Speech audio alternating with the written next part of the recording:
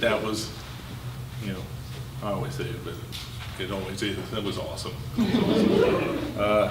Now we have Mong-Lan. She is a Vietnamese-born, multidisciplinary American artist. She is, and yes, it makes me tired just to read this, poet, writer, musician, dancer, and teacher of Argentine tango. She is going to be sharing her music and artwork along with her poetry today. A Stegner Fellow, Mong-Lan's awards include a Pushcart Prize, a Juniper Prize, and the Great Lakes Colleges Association of New Writers Award for Poetry. Mong-Lan has published 8 books, a bunch of which are back there, and I'll sell them to you. And has been included in anthologies such as The Best American Poetry and the Pushcart Book of Poetry. I'm really looking forward to this. Thank you for coming today.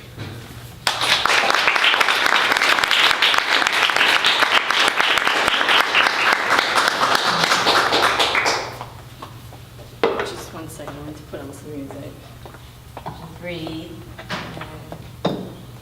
See this works.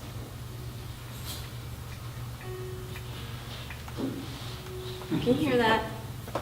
It's very slight. Good. So thank you so much for coming, and it's my great pleasure to be here with you all in Austin. Thank you, Joe. Thank you, Malvern. Thank you, Becky. Thank you, Louise. Actually, I was here many years ago at UT Austin. Then I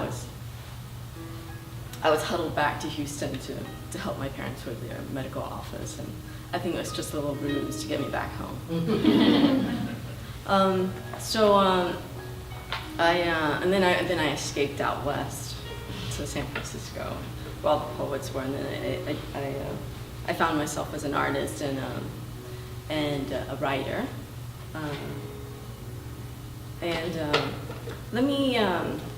Yesterday, actually, I gave a 3-hour-long tango dancing workshop and saw a little bit. Then we tangoed the night away, so I had a few problems getting up. But I had this elaborate artwork projection all set up, and I forgot to bring my little adapter for the computer, so can't show it. But all the artwork that I meant to show is in my book, so please peruse. And later on, I'll put I'll put a slide projection of it on my website, but that'll be later. And these are my improvisations on my piano, so at least you have that. I'll be reading from my latest book, 1,000 Minds Brimming. I actually took this photo in Vietnam when I was back on the Fulbright. I'll be reading from this book, and then later on from Tango Tangoing, and I have other books over there, and then we'd like to give you a little tango demo with my friend who actually teaches tango here in Austin, Stephen Shortnacy. And if you would like tango lessons with him, he's here, ready to serve. Okay. So, 1,000 Minds Brimming. Proof. In this city, so this city is Saigon, I was born in the city of Saigon. Proof. In this city where you do not live, you were born. The city itself no longer exists on a map of Vietnam. The street on which you were born does not exist, for its name has changed. If you had continued to exist here, if you had stayed after war's end, now 30 years later, you would be walking down the street, talking, joking, philosophizing, suffering with friends. You would be a closed-eyed, bicycle motor-riding adult, married with children. The house where you lived the first 5 years of your life was seized, and therefore does not exist as you knew it. It sits on a street whose name has changed, no longer recognizable. Your grandparents' house also procreated. Now people live there, eating, making love, defecating, spinning new lives for themselves from the walls of your past. In the city where you were born, you do not now exist because the city no longer exists. The grandparents whom you met in your imagination and memory did exist and gave birth to your parents. who exist in a different country and plane altogether, not in this city, a faint turquoise, limestone, whiteness, and charcoal of your imagination. 2 handfuls of cities changed names through wars or revolutions. The hospital where you were born still remains. That exists and still keeps its name. Hôpital St. Paul. Does that prove anything?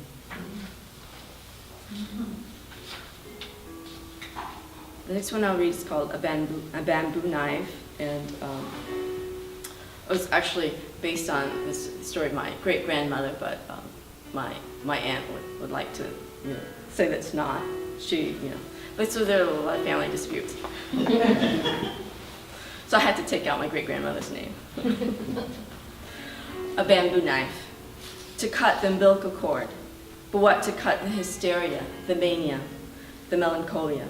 Great-grandmother, born December 7th, 1878, died June 17th, 1962, Ha Dong, North Vietnam. A spoon to carve out the child from rice and malaria. A bag of bones to sink the body, a scythe to kill someone with, a map of the moon to go thereafter. From each birth, bloodletting, each baby alive to this world for a few days, then returned to the other world with only a name. Only one survived.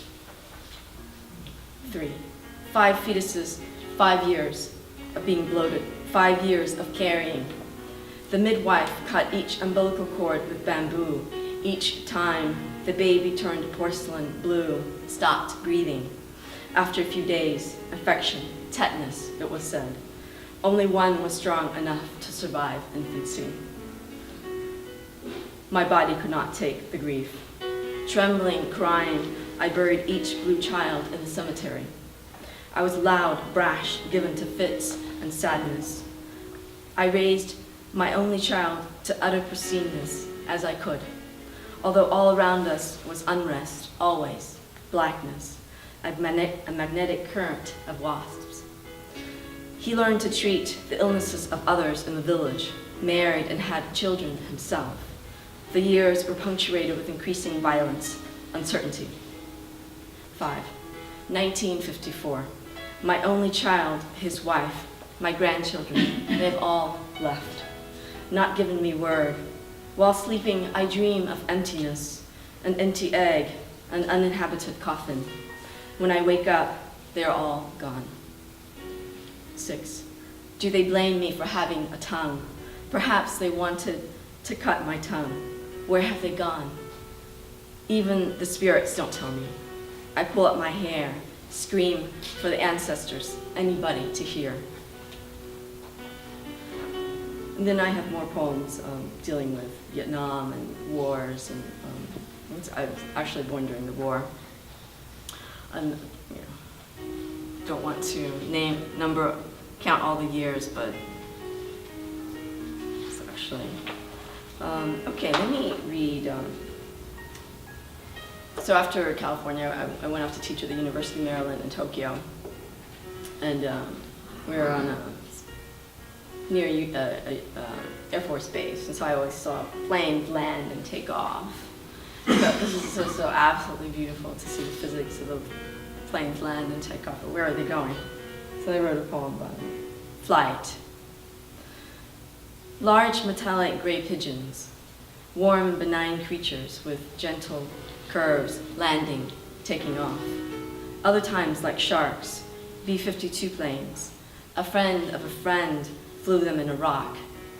The hospital planes, like slim messengers from the heavens to administer the sick, are all on duty now. What a thrill to see planes land, take off. There's a simple physics to the matter, an irrefutable beauty. 2 large wings, a tail, a head of metal, steel, yet adroitly curved from a distance, thunderous from above, steel flying into the heavens. At Yokota Air Base, flight is of essence, a plane of advancement of nature. 3. At night, the takeoff landing lights blare green, red, Christmas lights. Any of these planes could be flying off to the Middle East, Afghanistan, Iraq, Korea, Kathmandu, Germany, Indonesia. or Italy. The plains serve mightily, serve well. They swerve to the east, west, north, and south. Tame, following the pilot's wishes, their metal noses serve only to direct, not smell. A plane is lifted into the air by the propulsion underneath and soars. 4. Oh, gray airplane, where have you been? In which country were you on mission? Let me read. I've been in Buenos Aires for the last 5 years, following my passion, the love of tango, and more about that later. And then I saw Marcel Marceau performing in his last stage tour, and he was 80 years old. It was just it was a marvel I'd never seen. And have any of you seen Marcel Marceau perform? I'll never forget it. He's just one man doing everything on the stage. Okay. Upon seeing Marcel Marceau in Buenos Aires, speechless he was and will always be, not for words as he does not need them. A motion of the finger, he lifts up the sun, chagrined grin. Under spotlight on the Teatro Gran Rex, a stage in Buenos Aires, he mimes as if on the humble streets of Paris. Miming not for a franc, but for art. The hearts of those watching. One graceful gesture in complete silence, a complete paragraph. An old man becomes splendidly young, nimble, sprightly, splendor in the spotlight. Stuck in his birdcage, his own heart. Hands flying like dove's wings, leaving his body. A feminine motion of the hip. The eye smiles, goes through the motions of a life, birth, youth, middle age, old age. In the court case, he's everybody at once: judge, prosecutor, defense victim, perpetrator, and gets hanged. Flexibly humane, a grand master of mimicry, knowing too well the final fate of humanity, of 84 years of living, and thus the last world tour. Nothing remembered compares with his deliberate hypnotic movements, a single light. A bird flies from his winged hands. And then I for the longest time, I was writing these love poems to food. Those love poems to chili peppers, spinach, various Vietnamese foods, bún riêu, thick rice noodles, shiitake, broccoli, pho. And yeah, the list goes on. I'll read one love poem to tofu. Or do you have a suggestion? Do you have there's it's also love poem to cafe au lait, green tea, garlic, basil, onion, ginger leeks, lemons. Soto, nukmam, these are also like failed relationships, right? Just kidding. Just kidding, that's a joke. Do you have a preference? Tofu. Oh, tofu. Good choice. That's just what I was about to read, actually. Love poem to tofu. Every day I open you up with a knife, slice you in half, boil, eat you. Oh, how I need you. Warm, creamy white, loaded with vegetable protein. How can I live without your textured taste? I don't even remember when we first met. It must have been in Saigon, in a soup dish my mother made with tomatoes and a solitary flaming egg.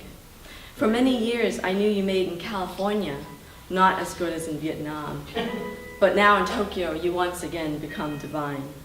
Your exquisite plain dipped in soy sauce or nukmam with a bit of lemon and cayenne pepper. Varieties of you I love. Silken, firm, braised tofu, I feast upon you. Anything else? Pho. Oh, good choice. You're all pho eaters? Yes. It's the national Vietnamese soup. And actually my mother says that the name came from the French word pho, the pho, which is fire. Therefore, they made pho on fire, pho. Okay, so.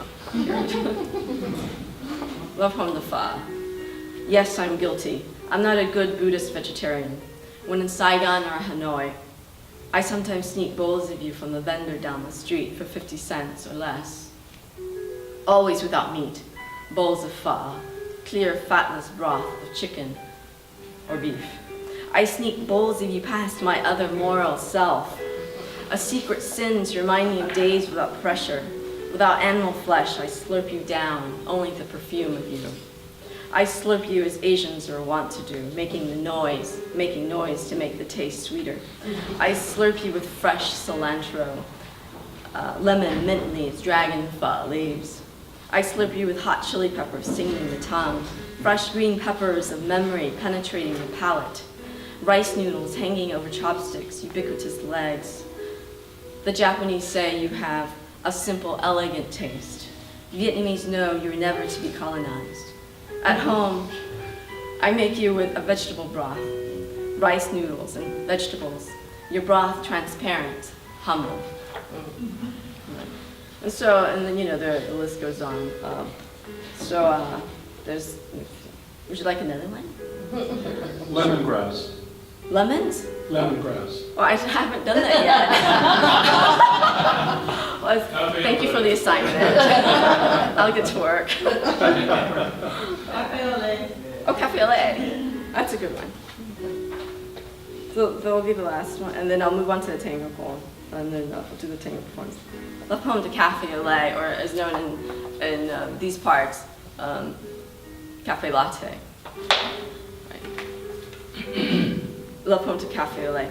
Oh, you wake me up every morning with your creaminess and smooth talking body, brown and supple muscles, dexterous, inviting.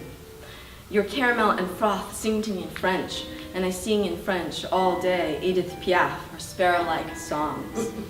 With a bit of sugar, it is amazing how you bring me to an addictive frenzy. White, frizzy fuzz, your brown-white mustache, your milky otherness, your stinging inkiness that would write odes, ballads, and novels, and that would build railroads and skyscrapers, fences and automobiles, skyrockets, civilization itself. You are nothing like the Café Sua of my Saigon, which is exceedingly sweet, bitter and concentrated like Saigon itself. Oh, Café au lait, I know you hum sweet nothings and ideas into others' ears. I only wait for you to drive me crazy, inflict an ulcer. Perhaps I should give you up for something more gentle, faithful, like green tea. And here's them. Love poem to green tea. Smooth, unassuming, low-key. I have left cafe au lait for you, darling. Left the coffee bean for your complicated yet pure leaf. Your body emerald, tranquil, aslant rhyme. Underneath this clear verdigris is your inner self. Underneath the unassuming demeanor is your prudent uniqueness, your discreet, fluid whispers. You give me strength in the mornings. When the day is low, you give me energy. Your powers so steady they're enacted without the drinker's knowing. Sleek, lustrous sage, sending me waves of bright, undulating consciousness. Now I still go back to coffee, of course. How can you give it up?